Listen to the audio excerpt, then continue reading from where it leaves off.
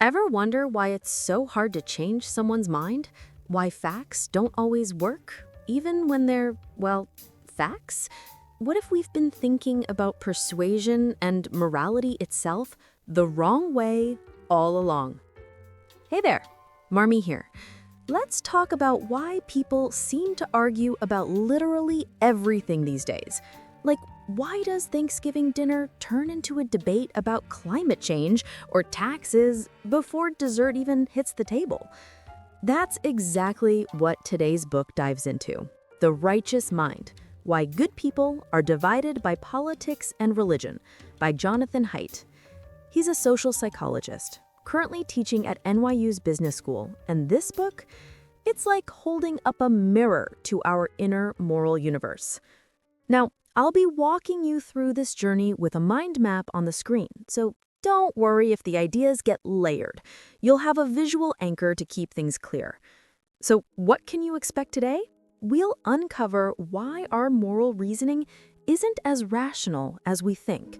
We'll follow Haidt's path from psychology experiments to political polarization, and we'll talk about how this all connects to the way we live, argue, and maybe even heal a little societal divide. Let's start at the heart of the book. Haidt's central claim is that morality isn't built on logic. It's built on quick, powerful intuition. Feelings come first. Reasoning? That's the post-game commentary. Our minds work like PR teams for our gut reactions, justifying what we already feel to be true. And to explain this, Haidt gives us one of the most useful metaphors I've ever read: the elephant and the rider. Imagine your brain is like an elephant with a rider on top. The elephant is your emotional intuition, big, powerful, and fast. The rider is your rational brain, smart, but let's be real, kind of just along for the ride. When a moral dilemma shows up, the elephant usually moves first. The rider scrambles to explain it, even if they don't know why the elephant turned in that direction.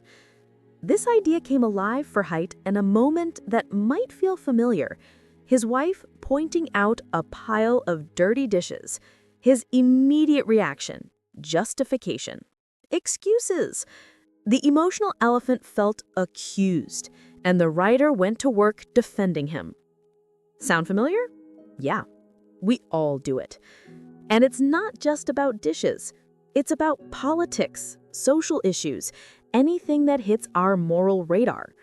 Haidt draws on the work of Antonio Damasio, a neuroscientist who showed that people with damaged emotional centers in their brain couldn't make good decisions. Turns out, emotion isn't the enemy of reason. It's what lets reason function in the first place. Then Haidt brings in another twist. We're not just rationalizing for ourselves, we're rationalizing for our group. He calls this the intuitive politician mode. Our brains work like in-house PR teams trying to look good to others, especially those on our team. Ever been in a debate where you realize you weren't even listening, just waiting to counter? That's your rider doing damage control for the elephant's reputation. Haidt compares this to Plato's character Glaucon, who wondered if people really want to be good, or if we just want to look good. If that feels a little too real, yeah, same. Now let's pivot. The next section of the book zooms out. Turns out a lot of what we think is universal morality is actually pretty weird, as in Western, educated, industrialized, rich, and democratic. That's the demographic most psychology studies are based on, and it's, well, not exactly representative of the world. When Haidt spent time in India for research, he realized that Western morality focuses mostly on harm and fairness, the individual's rights, but other cultures also prioritize community and purity. Like in many cultures, respecting elders or religious rituals isn't optional, it's moral. And suddenly, Haidt saw morality as a much broader palette.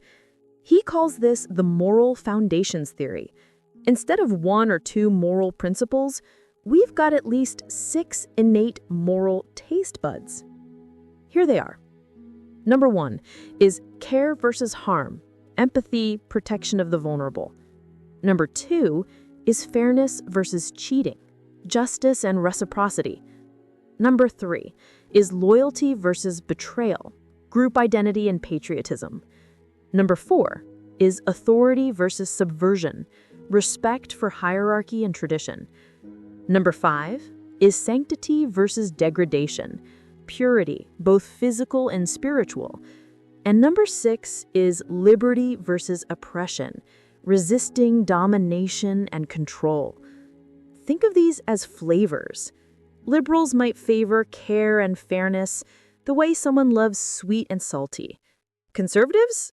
They use the full spice rack, adding loyalty, authority, and sanctity to the mix. To illustrate, Haidt points to politicians. George W. Bush leaned into themes of duty, faith, and country. He was hitting multiple moral foundations. Meanwhile, someone like John Kerry focused more narrowly on fairness and logic. And who won over more voters emotionally? You get the idea. All right, let's pause here and do a little midpoint recap. So far, we've covered the elephant and the rider. Intuition leads, reasoning follows. Our morality isn't universal, it's shaped by culture. Morality is like a flavor profile, and we all have different taste preferences. Now, let's tackle the final third of the book, where Haidt dives into what makes us groupish. He argues we're not just individual thinkers, we're part chimp and part bee. The chimp part is selfish, calculating. The bee part, that's our hive mind, the part of us that wants to belong, to synchronize, to protect the group. Ever felt chills singing with the crowd or marching in a protest? Or even just losing yourself in a sports game? That's what Haidt calls the hive switch. It flips when we move in sync with others, like dancing, praying, or chanting. Suddenly, we're not just us anymore, we're we. Haidt draws from historian William McNeill and sociologist Emil Durkheim to explain how rituals and collective emotion are core to bonding. Even religion, in his view, works less like a set of beliefs and more like a social glue. Whether it's Sunday servdays or game day tailgates, the point is the binding, not just the believing. But this binding comes with a cost. Because the stronger our bond to our group, the easier it is to feel threatened by them, those that are not in our group. Morality binds and blinds. We stop seeing the humanity in those outside our tribe. And that brings us to Haidt's closing message. We don't just need less polarization, we need more understanding of how our minds work. Liberals and conservatives aren't just disagreeing on facts, they're often using entirely different moral languages. And both have value. One favors progress and compassion. The other values order and tradition. You don't have to pick a side to recognize that both are part of a balanced society. So, what does this mean for us? Like at the kitchen table, on social media, or at work? Well, here's the takeaway I keep returning to. Don't argue with the writer. If someone believes something deeply, facts won't budge them, because the elephant's already made up its mind. Instead, engage the elephant. Ask about their values. Listen for what they hold sacred. Maybe it's fairness. Maybe it's loyalty. Maybe it's tradition. You're not trying to win a debate. You're trying to connect. All right, friends, we're nearing the end. Let's zoom out one more time. Recap time. Morality isn't rational. It's intuitive. We each have a unique moral taste palette shaped by culture and biology. Our tribal nature binds us together, but can also blind us to other perspectives. And real understanding means learning to speak each other's moral languages. And that I think, is the real magic of the righteous mind.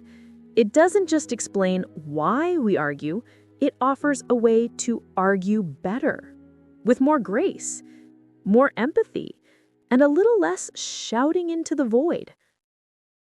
If you want to explore this further, I've put together a mind map and a summary of today's episode. They're totally free. Links in the description. Also, if you want to read the full book yourself, I've linked my Amazon affiliate version down there too. Clicking it supports the channel at no extra cost to you. Until next time, stay open-minded, stay kind, and maybe let your elephant wander just a little before the rider takes the reins. Marmy out.